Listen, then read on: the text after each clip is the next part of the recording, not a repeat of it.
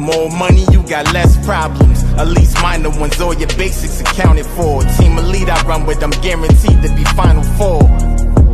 Less money, you got more problems. More money, you got less problems. Believe, try, achieve. I decided to bring out this cap for tonight. One, because her son is responsible for this wonderful gear that now I have the opportunity to allow my son to showcase as well. So actually, if you look at our website, Bringing Albany Communities Knowledge.info, this hat is also highlighted up there as well. You know, I like to pay homage to those from Albany doing big things. But tonight, I don't want to get long-winded. We have Diona Howard-Nicolas, Esquire, who's going to be, Nicholas. Oh, Nicholas. Oh, okay. All right. Sorry about that. Diona Howard-Nicolas, right. Esquire, who's going to be talking with us tonight. I also needed to bring out the Black Law Matters T-shirt, as I did tap into earlier. This is for the class of 2010 for Howard, for Hustle alum. But for your fellow colleagues, I wanted to bring out Black Law Matters tonight, as well as a tap into Believe, Try, and Achieve. So thank you for affording me your time this evening. And I really look forward to getting a better understanding of who you are and what you do. So thank you for giving me your time tonight. Thank you. Okay. All right. Well, one of the things I like to do with all of my guests is I like to start off with a general question. One, we've been quarantining now, I want to say almost the second week of February or something like that. So it's close to a year. March. Yeah. Yep.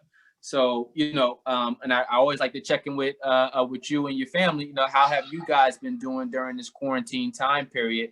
I think it's been announced today that we've reached over 400,000 deaths in the United States alone. You know what I mean? But how have you and your family been surviving during this quarantine period? We've been surviving with help, with partnership with the village, but also with, you know, becoming more insular and being creative in the house. And so you probably hear my baby right now, my husband trying to take care of him. But, you know, we do puzzles, you know, we do a lot of story time, we do a lot of reading. They do a lot of video games together, you know, a lot of sitting at the table and talking. But in terms of, you know, how else we've managed it, you know, it's truly been, you know, with the support of our community, with the support of family. So my mother-in-law came down, I believe, in August. Nice. She stayed, I think, like the first or second week of, you know, of school, when school began for the children, and she stayed with us until the week before New Year's.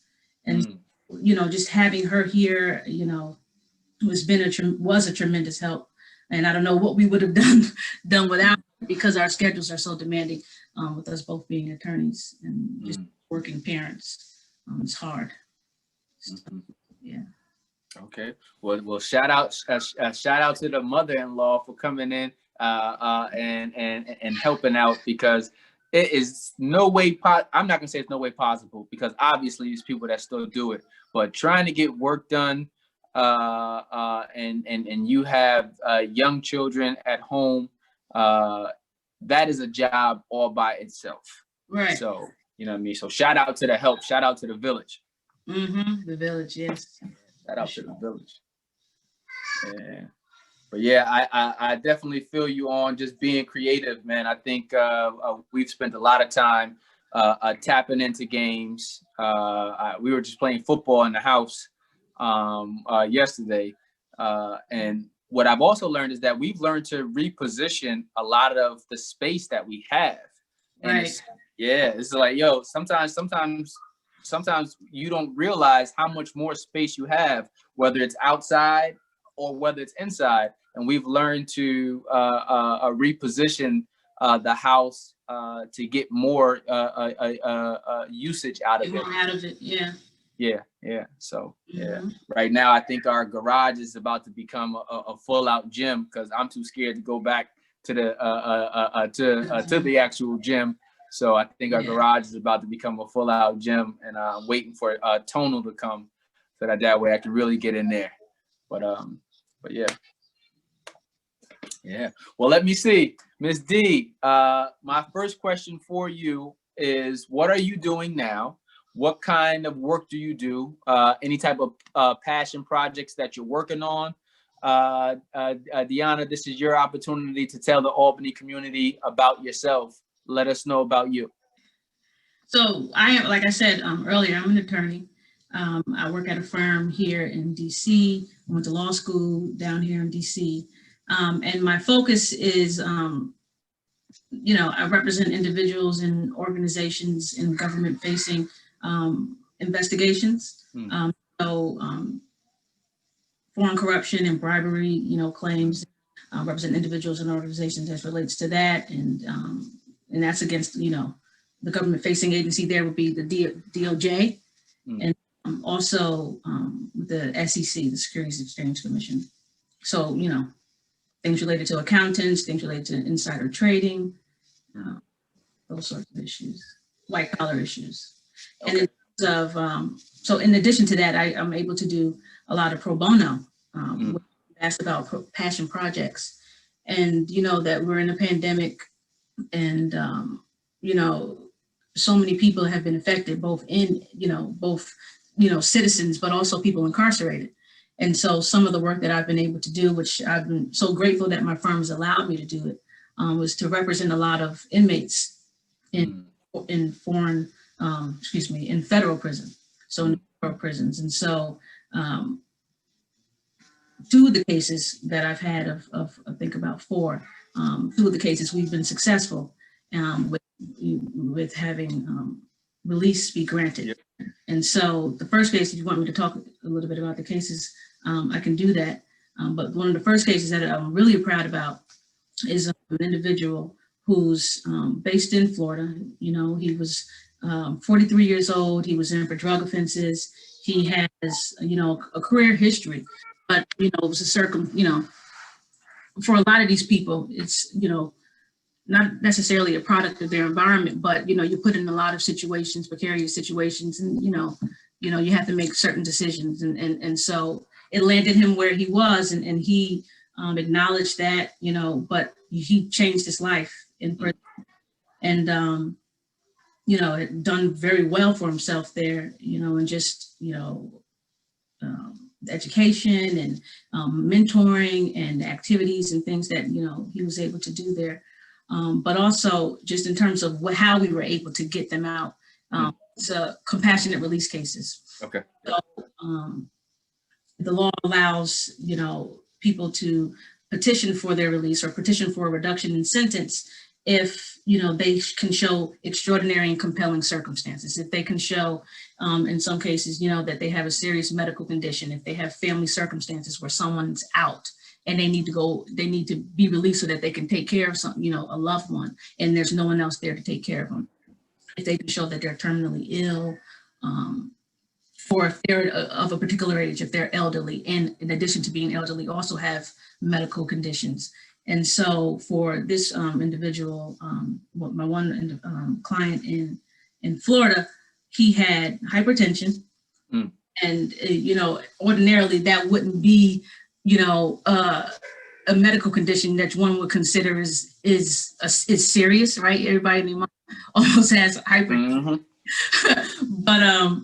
but in light of COVID, right? And back in June and back in May, we didn't really know, you know, where this was going. We didn't know how it impacted different illnesses, and it looked like then, you know, that a lot of people who were dying, a lot of the fatalities, the majority of them had hypertension as a comorbidity, right? And so the law and across the country, you know, the judges were allowing us to claim, you know, that because of his medical condition, because of this particular type of medical condition, because the CDC says that this is a condition that places persons at increased risk of severe or death, right?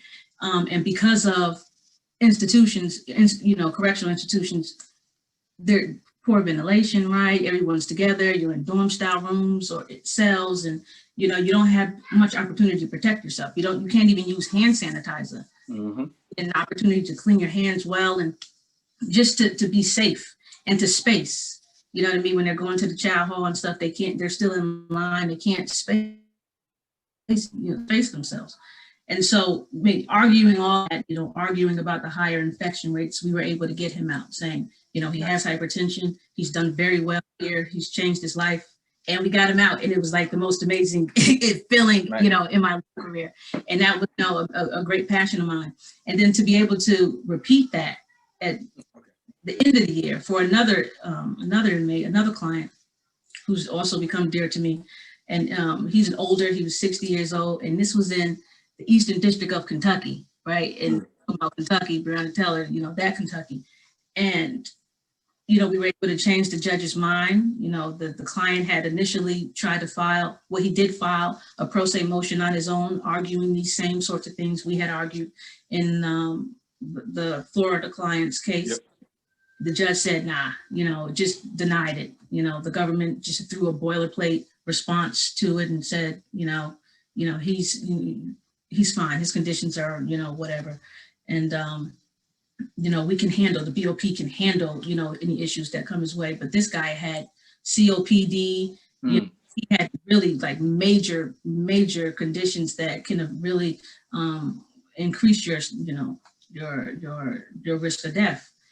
So we were able to change the judge's mind by refiling a motion, the same compassionate release motion, and he was released and able to go. Nice. So yes, those are, my passion is the law. Okay. And so those are, some of the cool things I've been able to. Okay.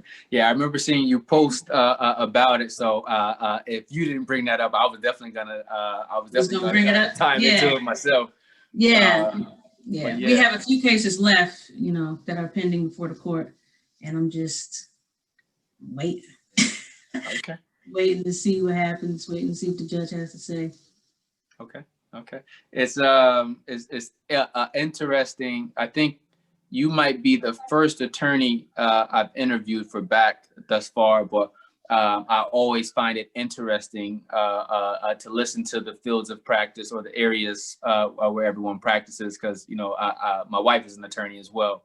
So I find myself, I make it a point to get very familiar with the type of work that she does, even though I have no legal background. But it's just like, sometimes I just like for her to be able to bounce different things off me. I'll give her an opinion as a layman, a person over here, say, well, what about this? Or da da da da. So just hearing you talk about it actually made me think about that. And I know you said that your passion work is being able to help outside of your job.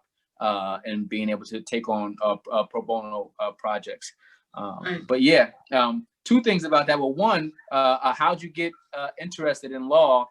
And then two, I want to go back to Believe, Try, Achieve. Because one, I want to know, as the parents of Claude Jr., how'd you guys help him come up with that project? So those are my two questions before I go next. Okay, so I guess I'll start with Believe, Try, Achieve, since you ended there. That's been our family motto since forever, and it's, I think the first time I actually solidified it somewhere was when he was in pre-K or kindergarten and he's 10 now, but at his school, we bought a brick, in front of the school. We had the opportunity to buy bricks for fundraising and stuff. And so, we bought a brick and just cheap and had his name on it. But, it's, how do you teach children, period, to go after what it is that they want to go after? I don't care if he's learning to tie his shoe. I was saying it to him when he was learning to tie his shoe, learning his ABCs, learning to read, it's just, it shows at different points, the believing part, the trying part, and the achieving part. There are different lessons in each, Okay. And so, I want him to believe in himself. I want him to always be confident in his ability to know that, well, both of them now, because now I have Issa, but to know that they do whatever it is that they put their mind to. If they have a thought, go after it. But also when you can't just, think that you're going to get it done and get it right on the first try, and the try part is more of a, it's you know, you got to do it. You got to keep going. You got to put in the effort. And we apply it to anything that he's doing or that they are doing. I even think about it on my own, whether track, you know, a math problem that he's working on, you know, an essay he's trying to do. I mean, a relationship that he's trying to establish, or, you know, having friends. Yep. You know, believe that you can go make a friend at the park. You know, don't just be nervous. You know, figure out how you want to do it. How do you want to, what's your strategy for it? And then, you know, it'll come. Nice. But that's just what it is. And so it's been the model. He'll tell you the story one day. And, you know, been the model. And then he said, you know, put it on a hat. And, you know, promote the mess out of my babies. So yeah, we put it on the hat, and yeah, he's taken off. We you know, set back a little bit because of COVID. But yeah, he goes vending, and I let him down. I don't do anything. Maybe I'll, you know, pack the t-shirts or something, but he does all of the talking, all of the facilitating, all of the money exchange. And you know. Listen, when I first seen it, it was just like, you know, one, I support almost any and everything, let alone if it has a positive message with it. So just seeing you take a young man and teach him how important it is to own your own, to be able to have public speaking skills, and to go out and sell your own product was dope. So I knew that the first opportunity I got to get some, I was going to get some. So we really appreciate that, bro. Yeah. We appreciate that. And then the first thing you asked was how I got into law, or why did Yeah. What piqued your interest about law, or was it something that you've always been interested in? What how'd you get fixated on law? On law generally. Well, I think it's, my father would tell you one thing. You know, just if I had growing up, if, you know, I was against something that they were doing in their parenting, or if I didn't want something to happen the way they were doing it, you know, we had a trial. and daddy was the judge and the jury, right? But you know, so they say it was already in me, you know, that's what they like to say. But in terms of actual experiences outside of just the nurturing that I got and in the home, I think some of it has to do with, I don't know if it was in 96, either 95 or 96, I was like 9 or 10 years old, and I was involved in a race discrimination suit, a civil rights suit back home against Stewart's Ice Cream. Yep. And I was are you familiar? Oh, definitely. Yeah. Well, not the suit, but Stewart's. Oh, yeah. Stewart's, yeah, everybody knows Stewart's, yeah.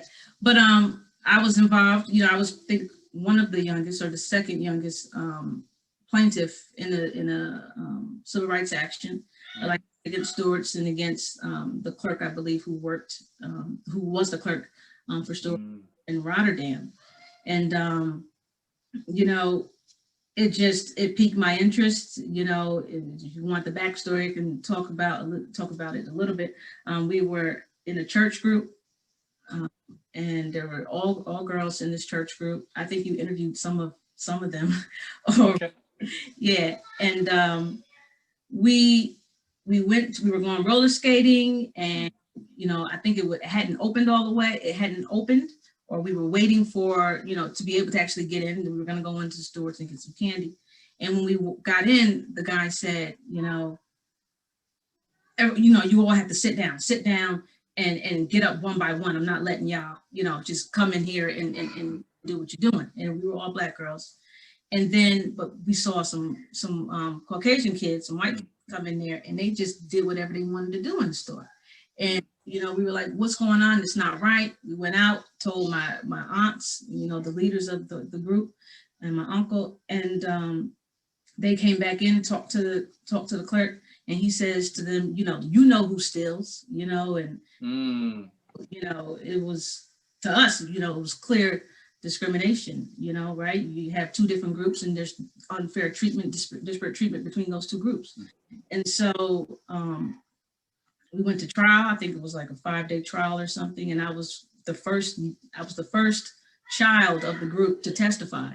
Mm. I think of, like I said, one of the youngest, and that stuck with me. We didn't win. The verdict was for it was a jury verdict with all white jury, stewards. But I was interested in Okay. being able to to affect change in through the law. Interested in civil rights as a result of that, and changing the way people treat each other. So okay. That's dope. That's dope, man. And to remember when it started. She was like, listen, it was 96. Yeah, you know what I mean? But yeah. Okay. Yeah. Okay. Yeah, man. I figured out acts. I just wanted to tap into the push or where that desire came from. But yeah. I'm gonna give you my favorite question. I always tell everybody this is my favorite question that I ask every interviewee. What's your favorite place to visit in Albany and why? What is my family? My family. If you're talking about actual tangible restaurant, something like that, or if it's, I've had a couple of people say, you know what I mean, it's my mom's house, you know what I mean, but other people have named a specific place in Albany that that they love to frequent. Yeah, I mean, we grow, right? And so as I've gotten older, we change in different places. So maybe now my favorite thing to do, like I said, is to visit family. But at one point, I probably would have said taking Claude to Kenneth's. Okay. At a certain point, beating up at Umana, with my family. But now we're all into cycling, we're into running, and so the last few times I was there pre-COVID, I was always at the waterfront. Nice. Running over there and walking with family. But because I'm not able to go back home as often, because of our schedules, the key is family, and they keep me hostage. Okay. Yeah. We have another mutual friend, and he's gonna be upset because he already told me one of the places you just mentioned is his favorite place, and he said, "I can't wait to tell you all about it." So, yeah. Listen, he was just like, "I can't wait to tell you all about it." So, it was. They need to pay Chief. Huh? They need to pay him. Hey, listen, man. That's marketing. When something is good. Like my wife always says, it's like, yo, why you always promote so many places or things? It's like, listen, if it's good, it's good. It's good. I like to let people know that it's good. You know what I mean? It's good. Yeah. But that's okay. I know for a fact he's gonna go into greater detail, because for whatever reason he's already told me that I can't wait to tell the people about that place that you just mentioned, which is why I'm not saying his name again. So I'm gonna let him. My bad. Because I think I got him in a couple of weeks or something like that. But okay. Yeah, he knows every item on that menu. I gotta check it out because I've never. You've never been there. Never. Oh, that's why you. Okay.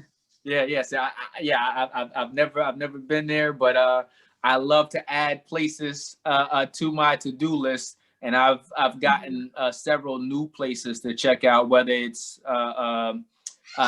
places where you can go running up there by Albany that I never even knew existed. I got that from Charles Toohey earlier, interviewing Charles Toohey and Brandon Stanfield. But you always get a chance to learn something new about Albany, which is why it's my favorite question. Because even though Albany is so small, but it's also connected to the Capital District area, so it doesn't necessarily mean that you got to be limited directly into the Albany community. But what's your favorite place? And I like asking because it always gives me somewhere else where I want to go to when I come back home. Okay.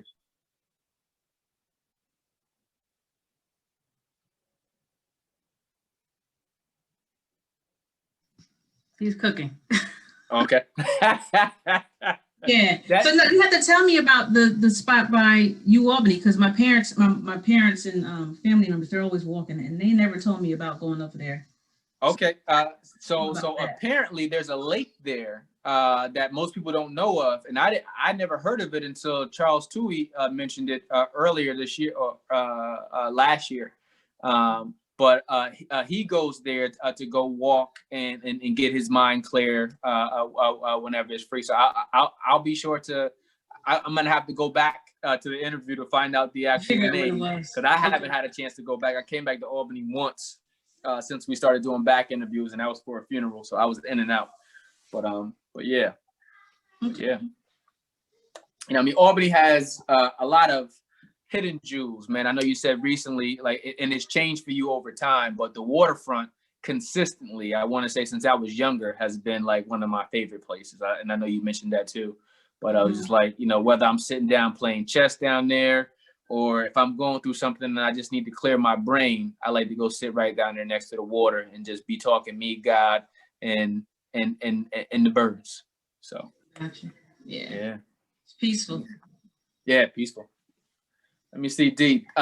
Thinking of your younger self, what is something that you wish someone would have told the younger Diona?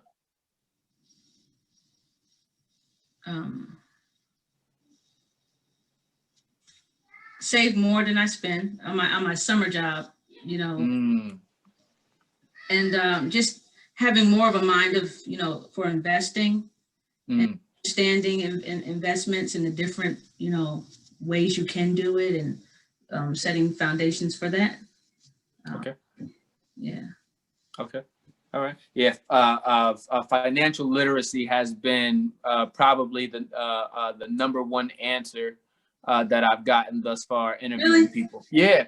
And it was just like, yo, man, I wish that I knew about credit, or I wish I knew about how to get into stocks, or I wish I knew. And it was like, oh, okay. And it's you know, if I was interviewing myself, I would probably say the same thing. You know, that would be my answer too. It's like, you know, because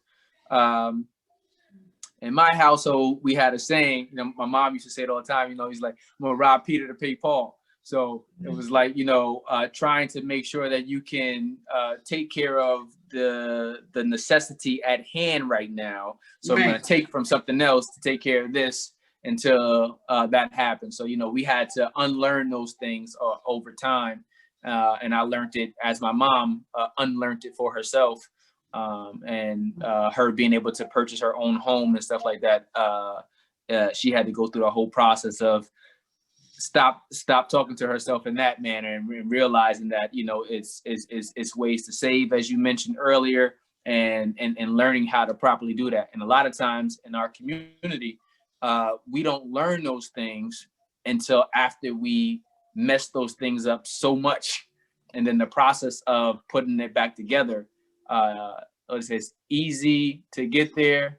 It's easy to get into the situation, and it's hard to get out of it. So the whole process of rehabilitating yourself, or learning how to save, or learning about credit later hurts us in a lot of ways. And a lot of times we really don't make that association until later on in life, where it's like, hey, I want to get a car, or I want to buy a house, or, you know what I mean? And it's like, oh, well, why am I getting this jacked up rate? Well, I'm getting this jacked up rate because, you know, my credit is bad. Oh, I didn't know that thing was important. So, but yeah, that was, so you would say your younger self, you would hope that, you know, one, you would learn how to save, and you brought it back to your summer job. So as early as your summer job. Yeah.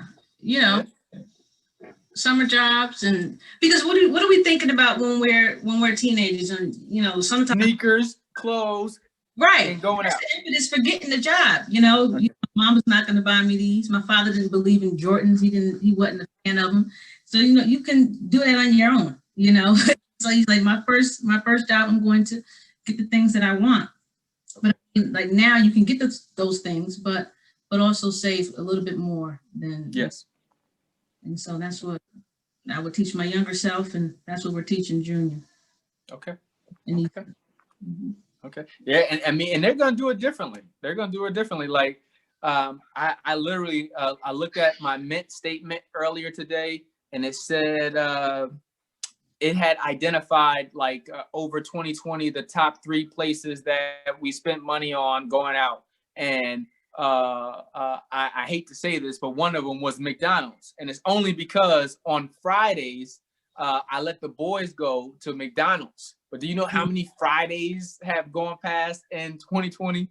And it's like, they always be like, yo, it's Friday. We going to McDonald's? We going to Yeah. McDonald's? We going to McDonald's? But it hurt me looking at the video earlier today. It was just like, you know, your top 3 places that you spent money at was Amazon, McDonald's, and I can't think of what the last one was, but I was like, I felt bad that McDonald's was even in the conversation, but it was just like, you know, yeah, hey, that's what you got to do when you have kids. We got so many toys from McDonald's here.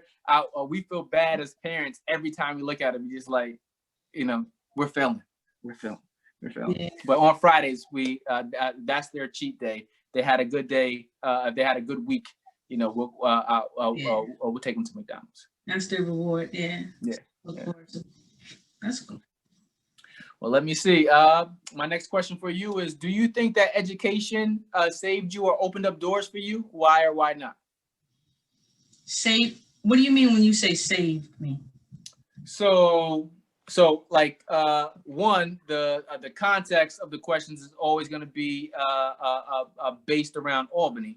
So one, I know that making it out of that environment to be able to become a productive citizen, doing things, positive things for your life.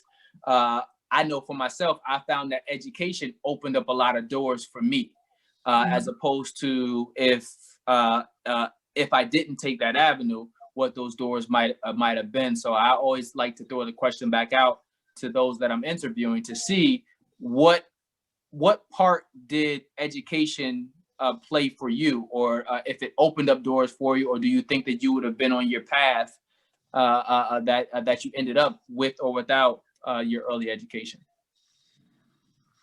Well, I'm a lawyer, so I had to. You needed it. You know, I had to go to school, to actual, you know, secondary, post-secondary school, and get that, you know, sort of formal education, and go to law school. You know, some people are doing it different. Kim Kardashian.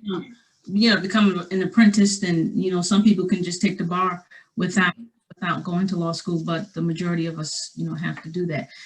So in one regard, yes, I needed to go to school for the path that I chose. That's not always, you know, that's definitely not always, you know, the standard. It's not always the case for many other professions, and for professions where you can do well. I think that going to school and just being in that environment for me is where I was able to establish a lot of, you know, mentors and contacts, and you know, from the mentors that I, you know, received in education, you know, they helped me get the landed internships that I wanted. And then from those internships, I landed mentors there who then, you know, it's a domino effect, helped me get into other internships. And so I think for me, just the networking, education, you know, helped me be where I am and get to where I am today. Yeah. Okay. Mentoring is I should say that's another yeah, you asked about passions. You know, that's very important, you know. None of us do anything on our own. I agree. You know, there's the idea that, you know, being self-made, and I don't believe in that. You know, you didn't make yourself. Your beginning was not, you know, your beginning was through your mom and your dad, you know, regardless of the relationship that one has had with them, or, you know, the teacher that you had, or, you know, the bus driver, somebody did something. And so mentoring, I think, is very important. Okay. Listen, I think it's, you know, if that's right up my alleyway. So when someone mentions the word or talking about mentoring, you know, I understand its importance. Like you said, none of us got to where we are today by ourselves. If you're saying it, you're lying. You know what I mean? But you just realize how. Yeah. Or you just don't understand. Yeah. Okay. Yep. Yeah. Okay. I like that one better. I'll accept that too. But it's so important because I think a lot of times we think that the experiences that we have, or the experiences that happen to us or we go through, are only for us. And I have a different way of looking at it. I think that the experiences that we have are are not only for us, but it's also to help other people that we will come into contact with at some point, and we can better guide them now. They can learn vicariously through us. And that's like mentor. That's how I view mentorship. Just like, you know, there's going to be a lot of individuals that look like me that are go through experiences that I have experienced, and I might be able to help shorten up their path by being open, honest, and transparent about how I navigated out of that, or how I navigated through this, or, you know, how I continue to deal with whatever it is. And we learn more by sharing, as we're designed to do, instead of, you know what I mean, thinking that everybody's competition, because they're not, in my book. So, yeah. Well, let me see. Do you feel that, actually, nope. What? Nope, because, so you know, I mentioned to you earlier, I was gonna say, you know, some of the questions will actually help me to navigate away from it. But, you know, one of them was, well, this one here was, what role did racism play, if any, during your early education? So even before I was about to go down the question, you've already identified a situation at a tender age for you, where you were saying that you and a group of other girls were confronted just because of how you look. So I know for a fact racism is an experience that you have experienced. So, but I'm gonna go ahead and ask the question now, because you wasn't gonna let me go away. Well, you already answered it though. Yeah.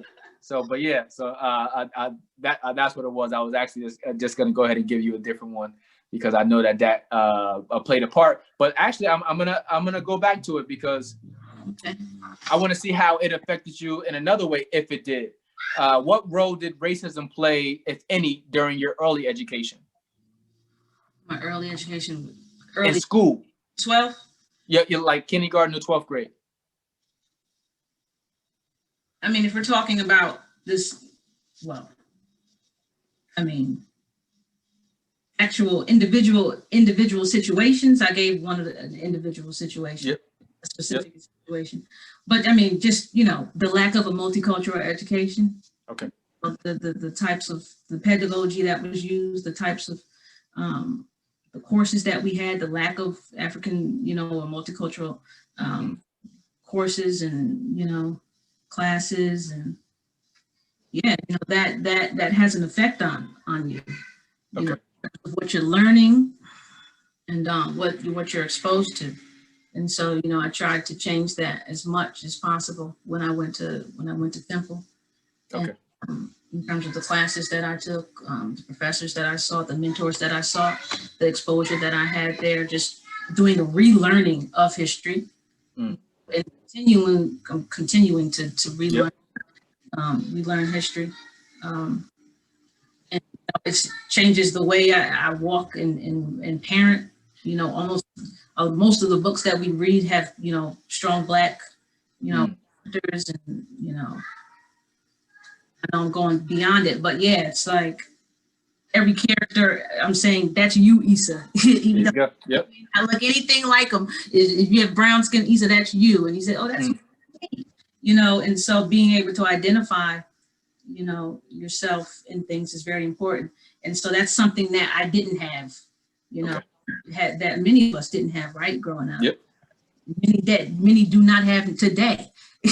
So in terms of the pedagogy, in terms of the courses, that in the curriculum rather, that is taught in schools. And so talking about systemic racism, yes, there's that.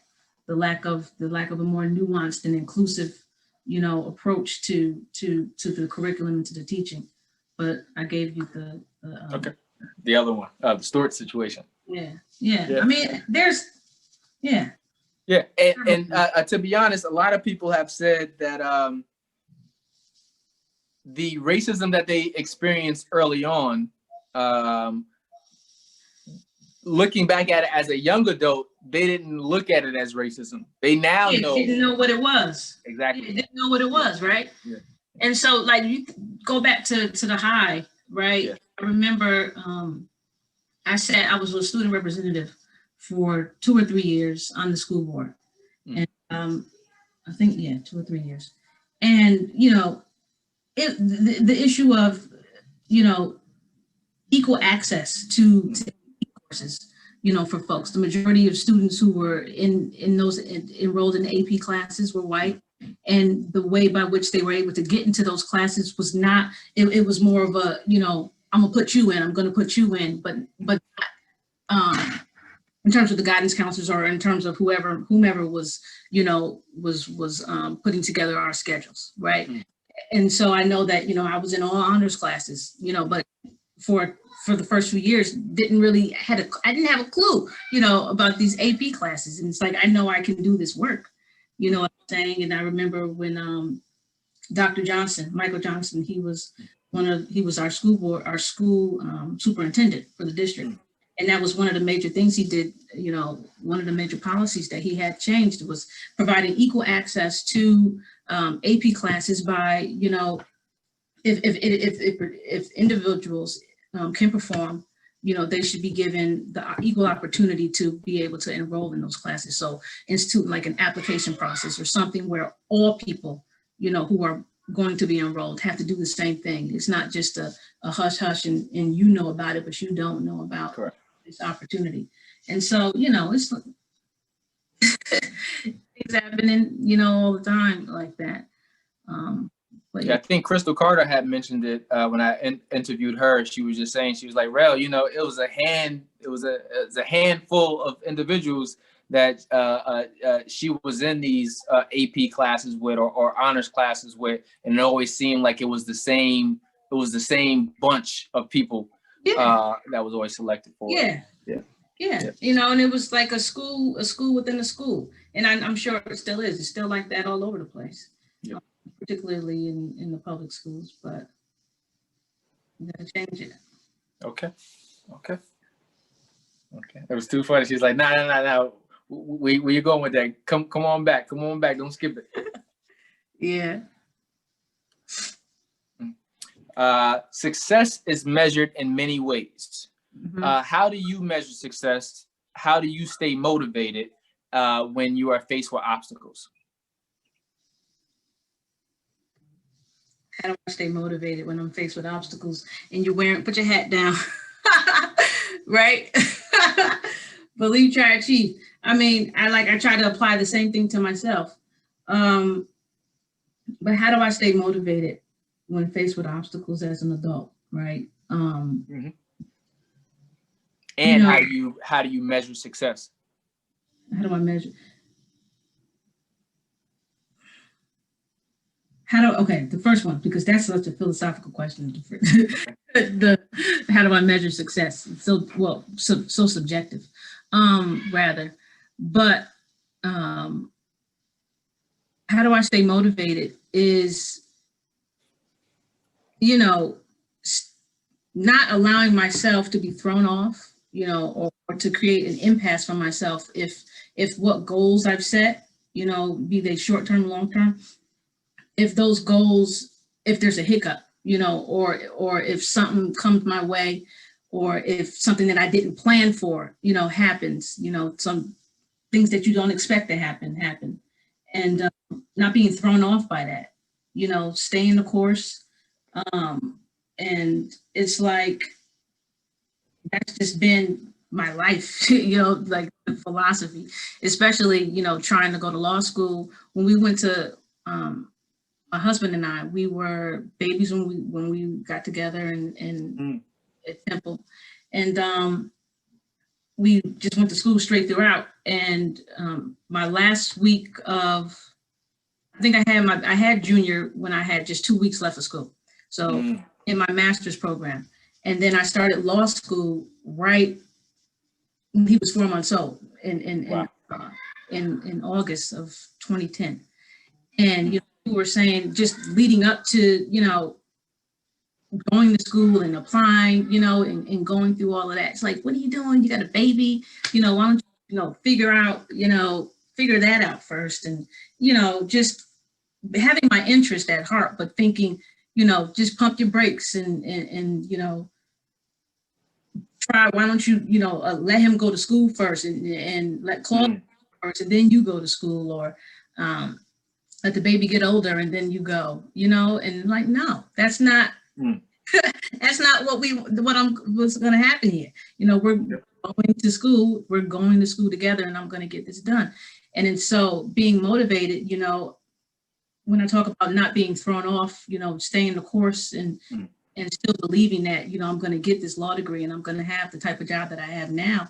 It's like, I would have to take Junior with me to school some nights, so like your wife went to Howard, you said? Yep. Mm-hmm. Right. Yeah. So that was my first choice. I wanted to come down here to go to Howard. And then I got in, but then I was like, I got to tell them I sent in my stuff and I said, but I can't want to, just abandon my baby and they don't have a part-time program. So I said, my second option was to go to American. So, and they had a part-time. So I just said, okay, I'm going to just enroll in the part-time program and having that opportunity. So I said, I'm not going to, let this, change my course, change what I want to do. And, right. And so we went to school, had a infant, Claude was on law school starting at the same time. And because you live in Maryland, right? So we live in DC. He would take the MARC train up. So that's how would you explain MARC train to people? It's the rail, right? It's not Amtrak, but it's, I don't know. Yeah. So he would take the train, subway, above ground train, right? All the way up to Baltimore every single day. He would get up at 5 or sometimes earlier, go up to Baltimore for class. I'm with the baby trying to do my schoolwork. Sometimes he would make it on time for me to drive over to Upper Northwest. Sometimes he would make it in time for me to get over to American. Sometimes he wouldn't. And, he's running in the train. I'm running into the car or running into the train with the baby. And I'll take him into class. The teacher, she understood. Some of my professors understood what was going on. And that's the point of, having those mentors who also believe in you. But just not saying, I have this child now. I have a husband now. I need to take a back seat. No, you don't have that. You can still do what it is that you want to do. Nice. Where you want to go. And, sometimes you have to, adjust your course, but do what you got. Hey, listen, what you guys were able to accomplish is nothing short of amazing. I'm just going to throw it out there, because to both decide to go to law school at the same time and have an infant, and you guys went to different law schools.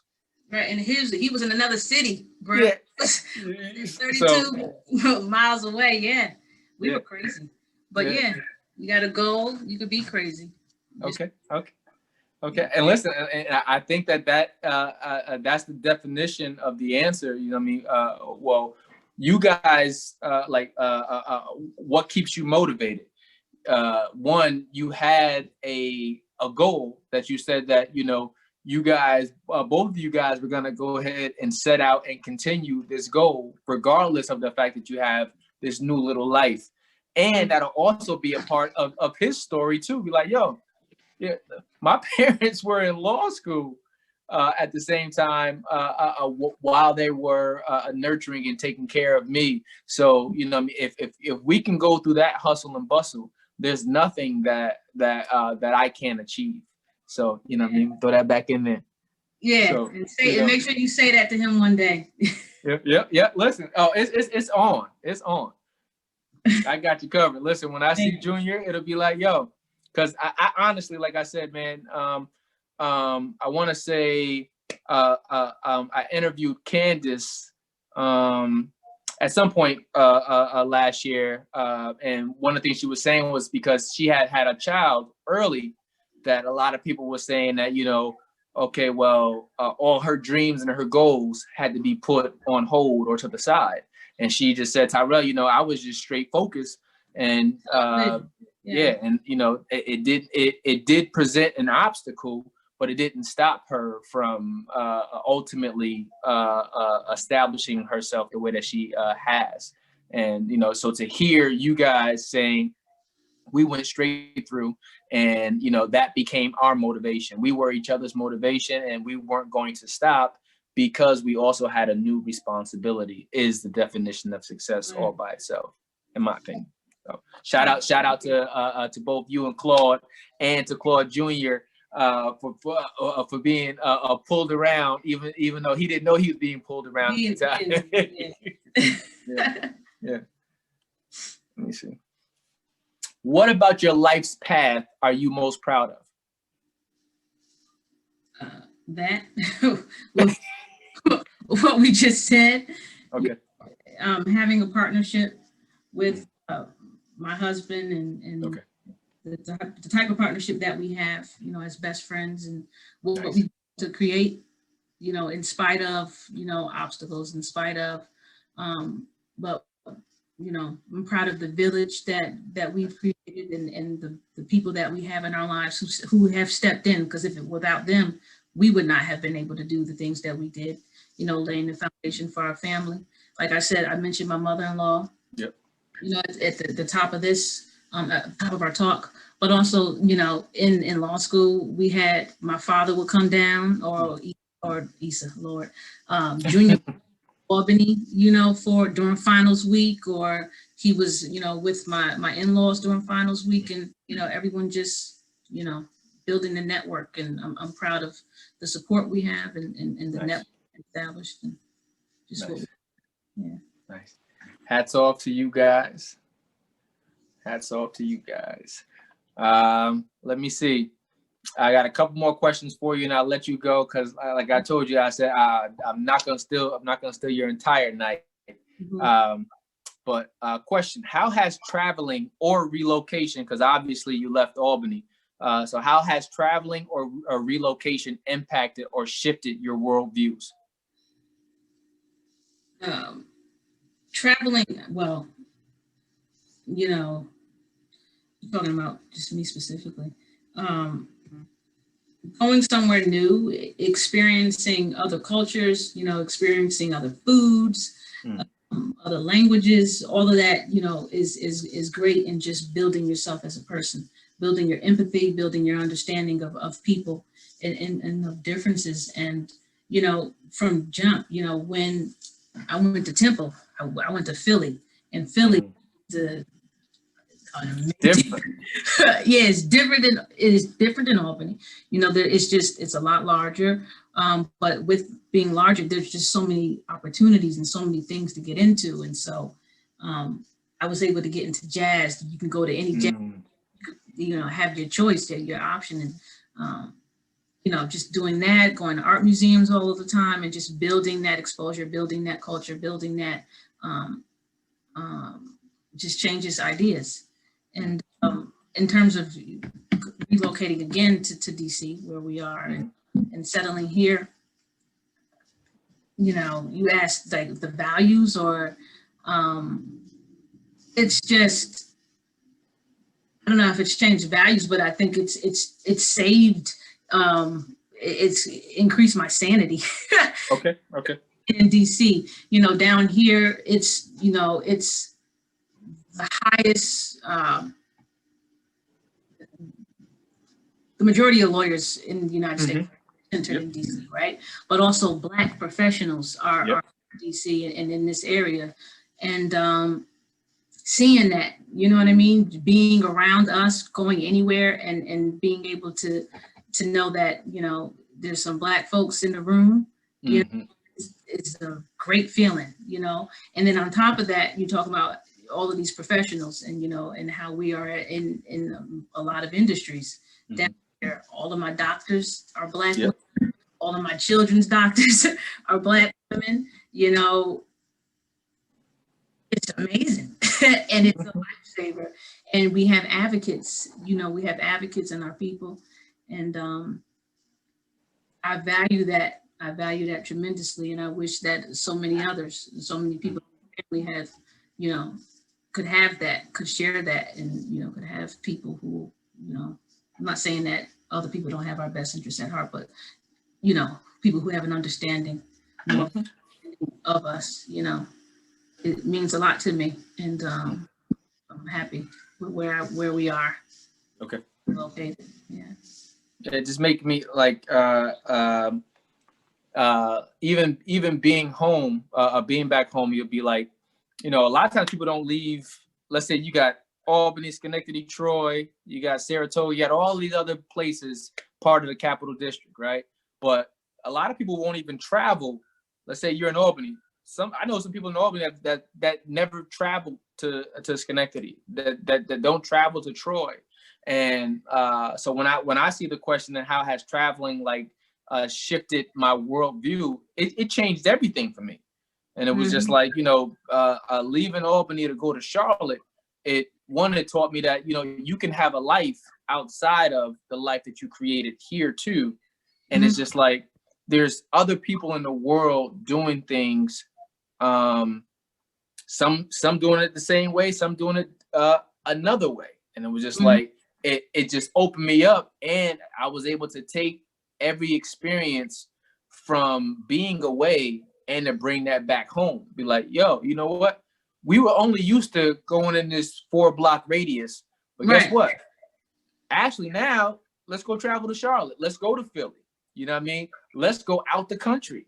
And it was just like, so being able to, for me, being able to be exposed was a huge motivator, and trying to bring those experiences back to some of my friends and family who hadn't had those same experiences.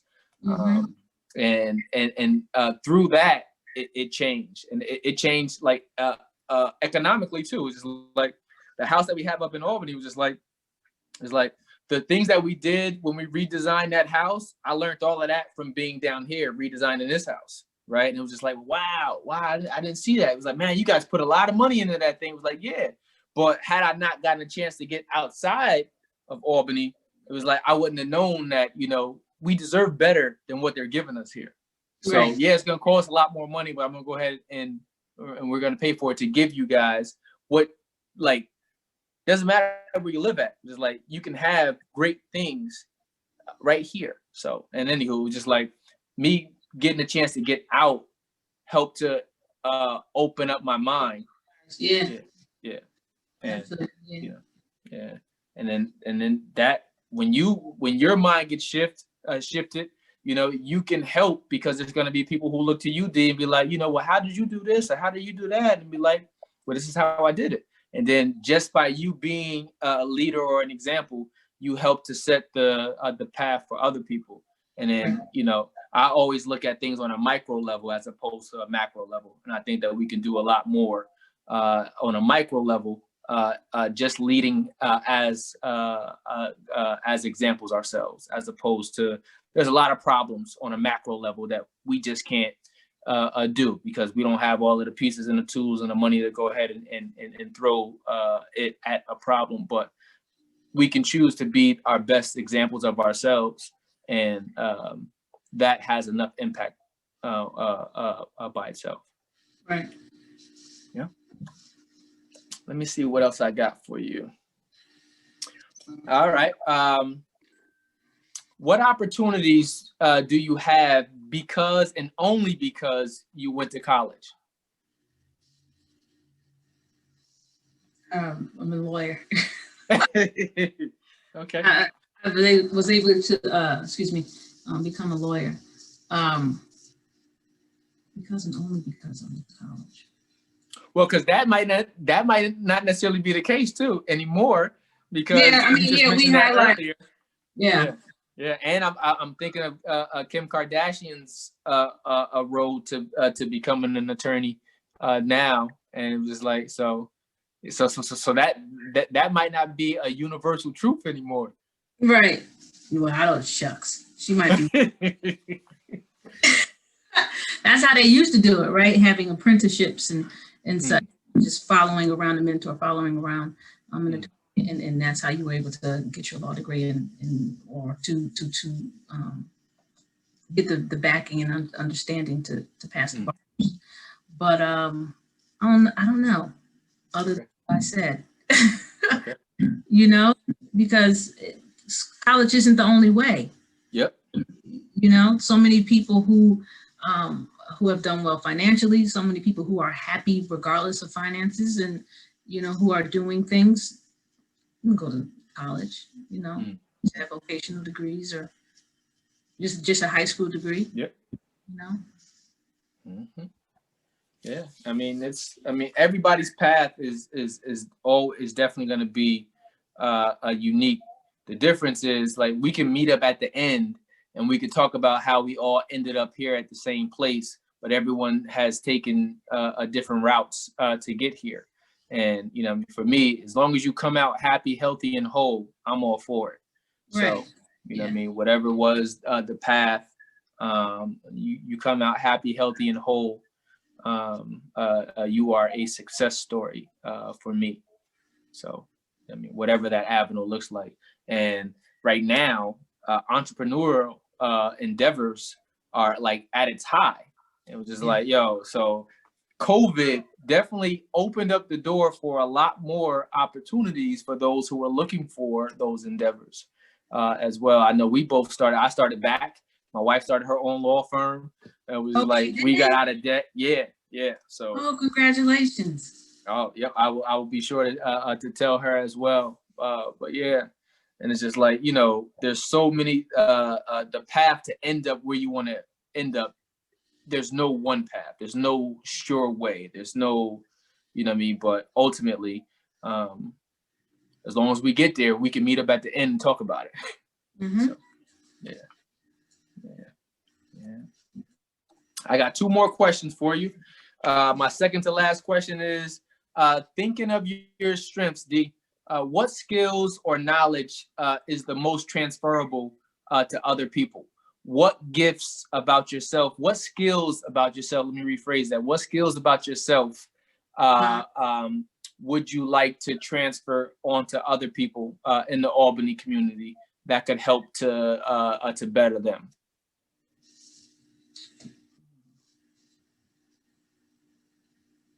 And I can give you an example if you, because let me give you an example, or are you thinking? No, I'm thinking. Okay.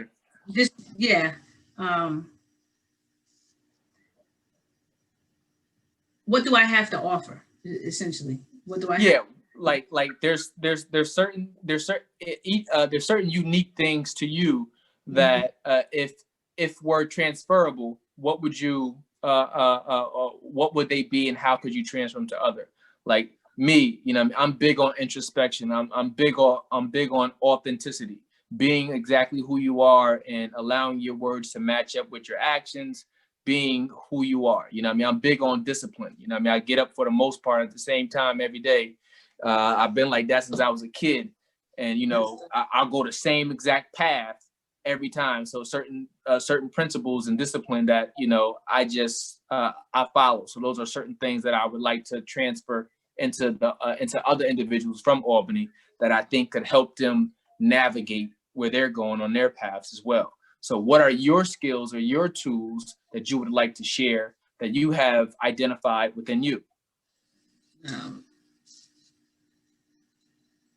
So it sounds like attributes or yes, or characteristics of myself, not so much of I'm a good negotiator or something like that. I would say, you know, stick-to-itiveness, you know, staying the course, not running away when an obstacle, you know, comes your way, not retreating, you know, those sorts of things. Like, what is it? Perseverance. Okay. And reaching back when you need to, you know, to people, like we talked about, you know, mentorship goes both ways. It's not just, you know, taking from or giving to, but having it go both ways. Reciprocity. Yeah. Okay. All right. I will take it. And my last question for you for the evening also allows me to have a great deal of insight about you.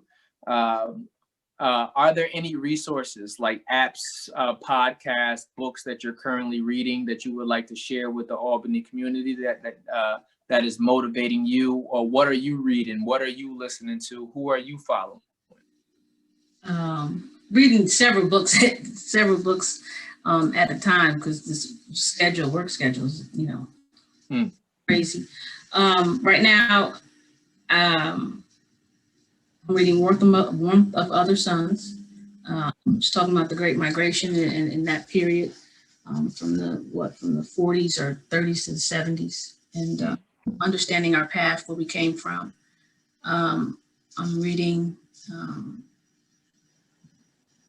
a playwright's guidebook. I'm interested in plays and being more creative. Nice. And so, it's just a guidebook, dialogue and scripts and all of that, structures of plays. I'm reading about Buddhism.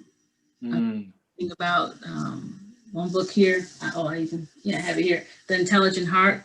It's a guide to the compassionate life, and meditation and just different Buddhist principles. In terms of, and I'm doing a lot of reading with the children, reading books to them at night. In terms of podcasts, my husband and I both like to listen to Closer to the Truth. Have you heard of that one? Never. Yeah, it's a very introspective podcast. I think the guy, it's, I don't know, some older white guys, I don't know his name, but he goes in different fields, and asks questions of a lot of leaders, and they talk about what is time, what is the order of time, what is, talking about, the beginning, talking about the brain, how does the brain function, and, different philosophies, talking about God's existence, and just a lot of questions, philosophical questions that I'm interested in. And I've been listening to J.Ill, the podcast. Jill Scott. She has okay. Yeah, but it's called J.Ill. Okay. I think she started that. She started it in COVID, but I think it was around September. Okay. Or October. So it's a nice comic relief, and just hearing women speak. It's her and two others. And yeah. Okay. All right. Well, thank you for sharing that with us. If you were to recommend any person for me to interview next for a back interview, who would you recommend that I interview?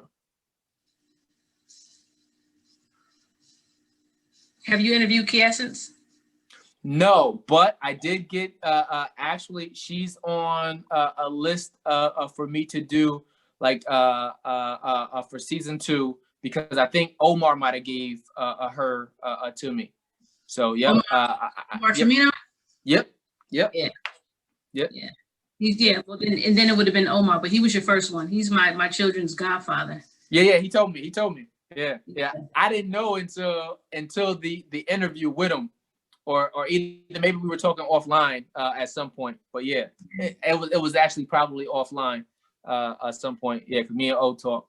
But yeah, and he told me that. Yeah, but I would say Quiescence Phillips. Okay.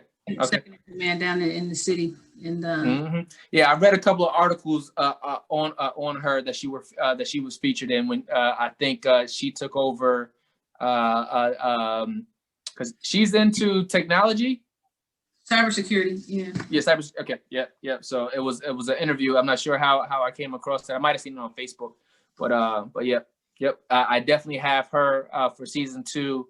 And I have about, right now, maybe about 14, 15 people for season 2 already, because I'm already booked out for the rest of season 1 until the end of April. And then I'm going to take some time off and not do anything, and be available on a Tuesday night here at home. And then we'll start back again at the end of July. But so tell me this, though. So how are you, like, disseminating the information to the people that you want, who your intended listeners? So 3 ways, maybe 4 ways. Let me see if I can count this. So At the end of the interviews, the full interview will be put up on the website, which is Bringing Albany Communities Knowledge .info. But I always will release a snippet of the interview on my personal Facebook, on my personal Instagram, but I also put them on the IG and Facebook pages for Back Itself as well. So that is the whole idea behind Back was to be a social media platform to be able to get people knowledge in regards to it, because a lot of times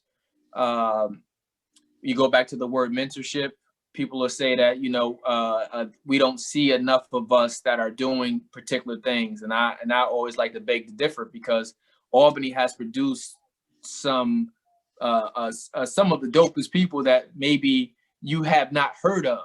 And I just think that the more you see individuals who look like you, I have a saying, you know, you learn from the successes and failures of people who look just like you. So the more you hear the stories, the more you be like, oh, okay, well, you know what? You know, D did that. You know what? I can go that route too. Or Rel did that. Or I can go that route too. Or Kashif did this. I can go that route too. So we get the message out through those platforms. One, through our website, Bringing Albany Communities Knowledge, our YouTube channel, Instagram channel. I mean, Instagram and Facebook, and that's it. Yeah. Okay. And partnering with schools in any way, or? No, not on this one. So we did a lot of partnering with schools for Model because that had a lot more direct ties to the population that we were to our audience, which was 12 to 18-year-olds. So we were working directly with the schools on that one. Here it is more so just free-flowing information that I want to get out to individuals who can identify with what it is. Like last year alone has been one of the worst years in Albany. And as a person from Albany, you know, sometimes I have like that survivor's remorse or guilt. Sometimes it's like, you know, I was intertwined with a lot of the stuff that was going on, especially when I was still there in Albany. And it's just like, you know, I want so much more for the people of Albany. And I think that learning and seeing stories like yours or stories like other individuals that we've interviewed inspires people. So I understand the importance of word and stories. And if you can see more people that look like you, who have navigated their way through these same type of circumstances, you can do it too. Believe, try, achieve. Got it. I appreciate the work that you're doing. Well, thank you very much, and thank you for extending your time with us tonight. I did, you know, I heard that alarm go off earlier, so you put Claude on cooking duties, and it's like, so you definitely gonna have to go check to make sure the rest of the house is still in order. No. I can't do that to him because this is recorded. He is the cook of the family, but that's just the way they built these new homes, and okay, it go off all of the time, you know. Okay. Toast something in the toaster and it goes off because Claude can throw down. Okay. Listen. You know what? I appreciate you saving your husband on there right now. Say no, we're not gonna do that, because actually, my husband is the cook in this house. Right. So, yeah. Well, listen, Albany community. Thank you for tuning in with us and giving us your time tonight. D, I truly appreciate you. I know this has been a process for us to be able to get together and collaborate, but nothing happens before it's time. So thank you for extending your time and your story, and I can't wait to get your story out to the people. Thank you. All right, man. You have a great night. You too. All right.